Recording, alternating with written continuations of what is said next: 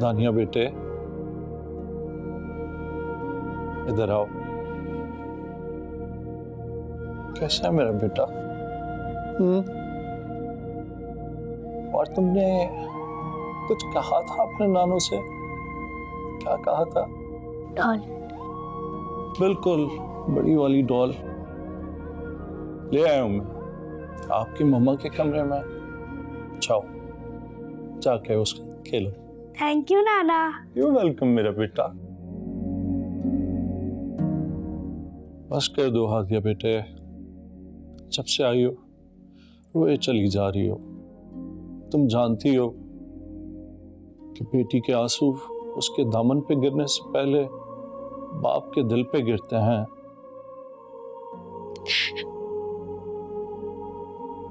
आप भी तो बाप है ना।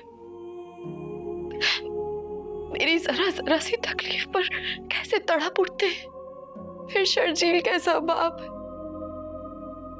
जिसे अपनी औलाद से ज्यादा गैर अजीज है।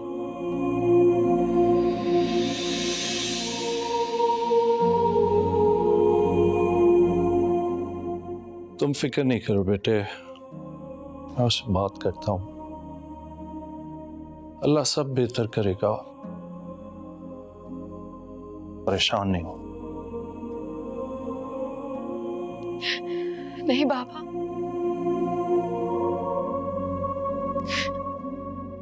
आपसे पहले मैं उनसे बात करूंगी।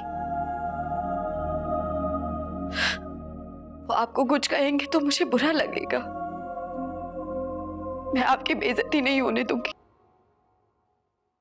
मुझे हादिया से ये उम्मीद नहीं थी कि वो इस तरह बिन बताए कैसे जा सकती है। बताए बगैर? मुझे तो लगता है उसे जाना ही नहीं चाहिए था, और अगर जाना भी था तो तुमसे पूछकर इजाजत लेकर जाना चाहिए था। बिल्कुल ठीक कह रही हैं अम्मी। मैं तो अली की इजाजत के बगैर घर से कदम बाहर नहीं रखती। मैं भी उससे जाके पूछता हूँ कि आखिर उसने ऐसा किया क्यों। तुम्हारी मत मारी गई है। अब तुम उससे ये पूछने जाओगे कि वो तुमसे पूछकर क्यों नहीं घर से गई? मेरी तो कुछ समझ में नहीं आ रहा मैं क्या करूं क्या ना करूं। तुम कुछ ना करो, तुम सिर्फ इंतजार करो। तुम देखना, चंद दिनों में जैसे गई है ना उसी तरह वापस भी आ जाएगी वो। चलें फिर आप लोग इंतजार करें, मैं तो कल चली जाऊंगी।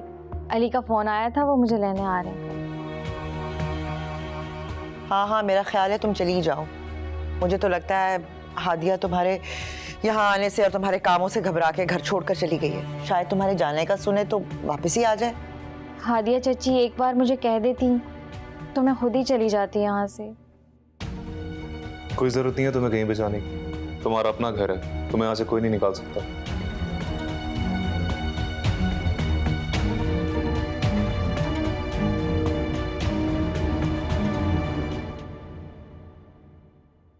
माशाल्लाह, कितना प्यारा बेटा है हादिया, माशाल्लाह से।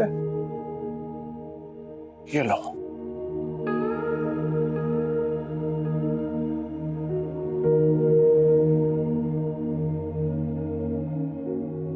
हादिया बेटे, अल्लाह ने तुम्हें बेटे की नेमत से नवाजा है। मेरा नहीं ख्याल कि शर्जील और तुम्हारी जेठानी को कोई तुम पर एतराज होगा। चलो बेटे, मैं तुम्हें घर छोड़ आता हूं। नहीं बाबा, मैं ऐसे नहीं जाऊंगी। जब तक शर्जील मुझे लेने नहीं आएंगे मैं नहीं जाऊंगी। आखिर मेरी भी तो कोई इज्जत है। अपने घर जाने में इज्जत नहीं घटती बेटा। लाख नाराजगी हो जाए, वो तुम्हारा ही घर है। घर तो घर वाले से होता है ना बाप। मैंने इतने फोन किए उन्हें, एक फोन भी नहीं उठाया। इतने दिन हो गए मुझे यहाँ आए हुए, उन्हें मेरी याद तक नहीं आई। मैं तो एक तरफ एक बार दानिया से ही आकर मिल लेती। तुमने शर्जील को इत्ला देना मेरा फर्ज था, अब मैं इस इंतजार में हूँ कि शर्जील अपने बाप होने का फर्ज कब अदा करेंगे। बेटा, अगर वो ना आया तो मैं अपने बच्चों का बाप भी बन जाऊंगी।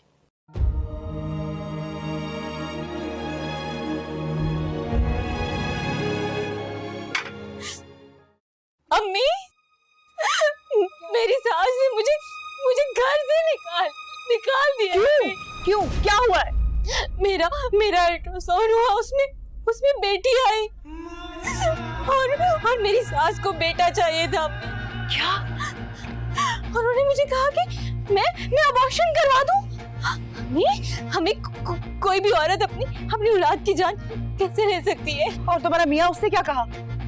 कुछ नहीं बोला मम्मी, वो बुत बन के अपनी माँ के सामने खड़ा रहा। उसे मेरा रोना गिड़गिड़ाना कुछ नजर नहीं आया।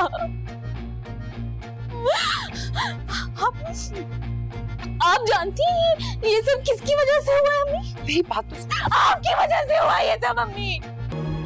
मैं उससे भी माफी मांगना चाहती हूँ। चचू अब देर ना करें, हादिया चची को ले आए घर।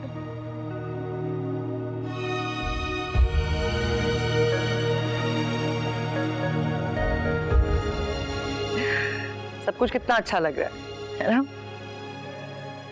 ला अम्मी, मुझे लो, ध्यान से इधर से ऐसे।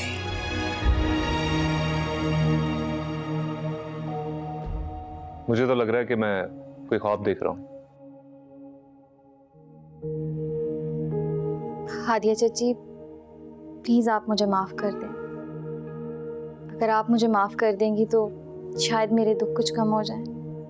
निम्रा, छोटों को माफ कर देने में ही बड़ापन होता है और मैं तुम्हारी खुशियों के लिए दुआ कहूँ।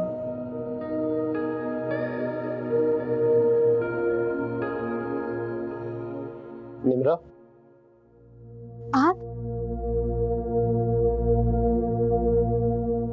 आप यहाँ? चलो मैं तुम्हें लेने आया।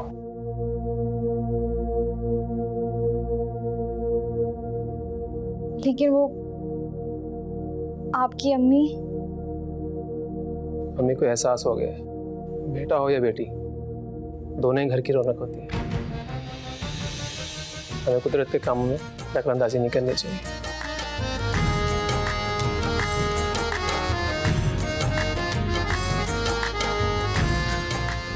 या अल्लाह, तेरा शुक्र, मेरे घर की खुशियां लौट आई। तेरा शुक्र है।